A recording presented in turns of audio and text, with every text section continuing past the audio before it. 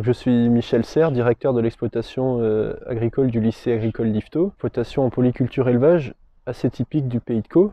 90 vaches laitières, 150 brebis, 2 ateliers de volailles et 106 hectares de SAU, dont une soixantaine d'hectares en culture. Et on est une exploitation engagée dans un groupe défi depuis 2016.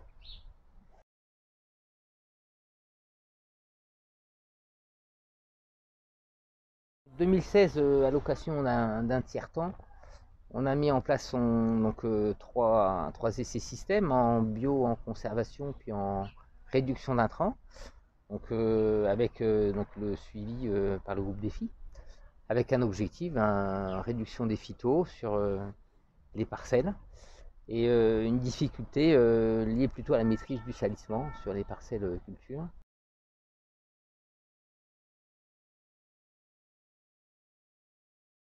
On a recours à différents outils de désherbage mécanique. Donc derrière moi, la RC Trille, qui nous sert surtout pour faire des faux semis. On a recours en sortie de printemps à une houe rotative sur nos céréales. Et là où on a un bon travail, c'est sur les betteraves et le maïs, où on fait des binages qui nous font économiser au minimum un désherbage phyto par campagne.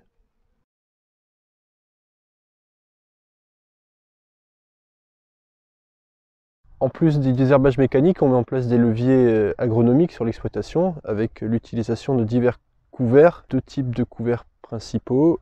Un couvert à base d'avoine, de vesse, de facélie et de moutarde, et un deuxième couvert à base de raie gras et de trèfle.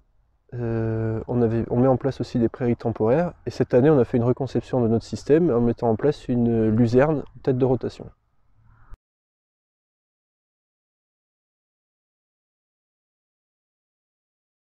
Problématique qu'on a eue, c'est réduire les insecticides sur le système culture.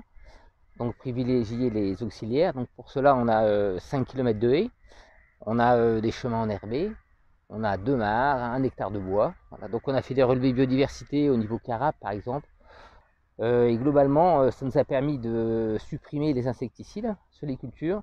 Et quand on a des problèmes à gérer, je prends là l'exemple des altices sur l'Ain, on a recours à des produits type extrait d'ail qui nous permettent de ne pas avoir d'IFT insecticide.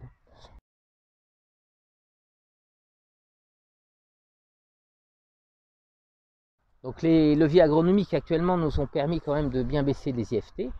En 2021, on est à 60% de l'IFT global région.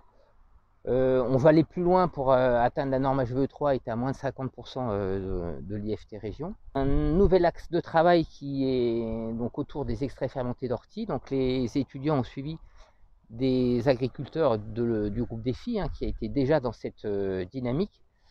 Et pour la campagne 2021-2022, on aura donc des essais avec application d'extraits fermentés en substitution de fongicides.